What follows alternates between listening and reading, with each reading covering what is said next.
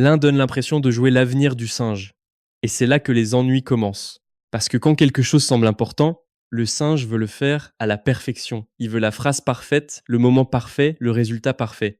Mais la perfection coûte cher. Elle rime avec effort, elle rime avec stress. Le cerveau du singe voit cela et cherche immédiatement la sortie de secours.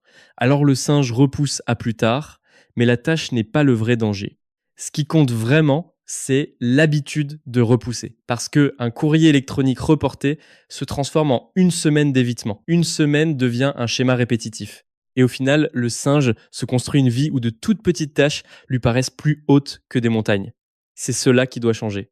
À partir de maintenant, le singe arrête de se soucier de faire chaque tâche à la perfection. La perfection n'est pas le but, le progrès est le but. Être présent et essayer est le but. Faire quelque chose de brouillon, de maladroit et d'inachevé vaut toujours mieux que de rester immobile et de culpabiliser toute la journée. C'est ainsi que le singe brise la procrastination. Pas avec une routine matinale parfaite, pas avec un discours de motivation, en faisant mal la tâche si c'est ce qu'il faut pour commencer. Mais même quand le singe comprend cela, s'y mettre peut toujours paraître difficile. Alors le singe utilise une autre astuce. Le singe fait un plan. Quand le singe ressent de la résistance, il ne se force pas à terminer toute la tâche d'un seul coup. Au lieu de cela, il passe 2 minutes à planifier les premières étapes. C'est tout, juste 2 minutes, il découpe la tâche jusqu'à ce qu'elle paraisse presque trop petite pour faire peur. Rédiger une dissertation devient ouvrir l'ordinateur, lancer le minuteur, bloquer les sites distrayants, ouvrir ses notes.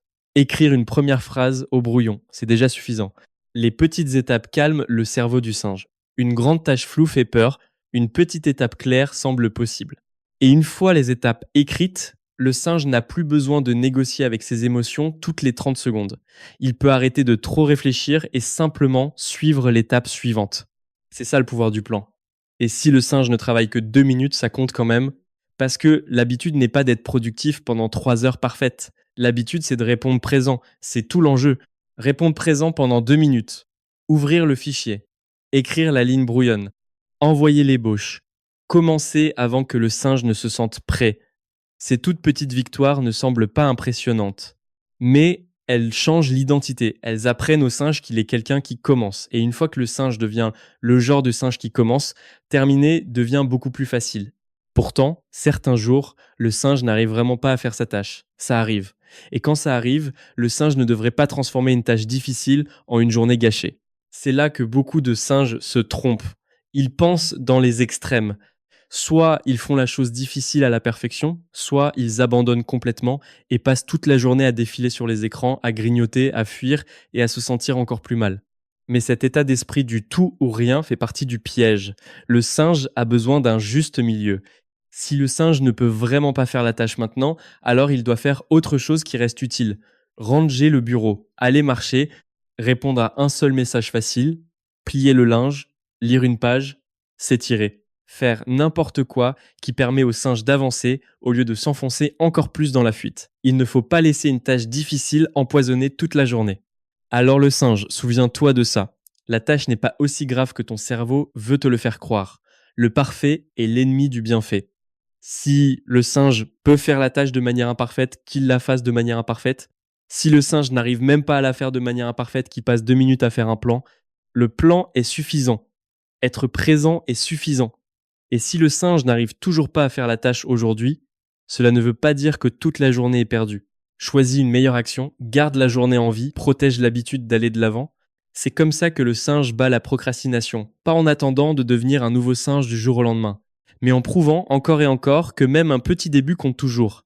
Reste fort, le singe se réveille aujourd'hui, le singe se dit qu'aujourd'hui sera différent, aujourd'hui le singe va arrêter de remettre à plus tard. Aujourd'hui, le singe va enfin reprendre sa vie en main. Et puis le singe passe les 12 heures suivantes avec son téléphone à quelques centimètres du visage, à regarder des centaines de mini-vidéos au lieu de faire une seule petite tâche. Alors oui, le singe a peut être un problème de procrastination. Le plus étrange, c'est que le singe sait déjà ce qu'il doit faire. Il n'est pas perdu. Il ne lui manque aucune information. Il n'arrive tout simplement pas à s'y mettre. Et d'une certaine manière, même après s'être prouvé le contraire 1000 fois, le singe croit toujours que demain sera ce jour magique où il se réveillera discipliné, concentré et parfaitement organisé. Mais le singe peut changer, car la procrastination n'est pas un trait de personnalité, c'est une habitude. Et les habitudes, ça s'entraîne. Alors aujourd'hui, le singe apprend comment arrêter de laisser son cerveau faire la loi. Voici la première vérité.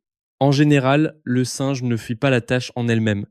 Le singe fuit l'émotion qui accompagne cette tâche. Envoyer un message banal à un ami semble facile. Envoyer un courrier électronique à une entreprise pour un travail semble pesant. Sur le papier, les deux reviennent juste à taper des mots sur un écran. Mais l'un semble important, l'un semble lourd de conséquences.